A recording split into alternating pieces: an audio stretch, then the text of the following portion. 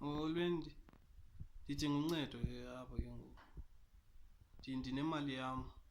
Mandingathi ndinemali yam. Ndinomntu wam onemali yam. Yona imali yeyam ndinemali qha ke ngoku isemntwini.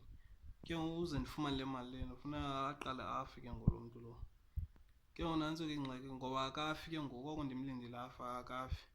Ngoku uncedo endilidingayo ndicela umntu ozondibulalela utata wam ngoba iimali zam zikuye ke ngoba utata uyasebenza, une-investment. Zonke ezi zinto neepolisi ubhalise ngam, uzibhalise mna phaya. Yeyam ke ngoku loo mali leyo. Ngoku utata ndimnikile itshansi akafi ke ngoku.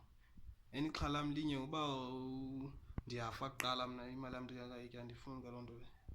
Yinto endingadibani nayo yileyo ke le. Ndife kuqala apha kodwa imali yam andikayifumani.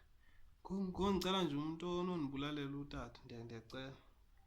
Umntu ozawundibulalela nje utata ndiza mnika imali ikhona yeyam yona. Ufa kotata sizayifumana imali. Utata ufana nje nepini yam yasebhenki, ufana nje nepini utata.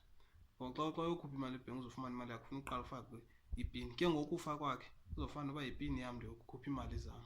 Ndiyacela umntu onondinceda nje andisusele utata endleleni.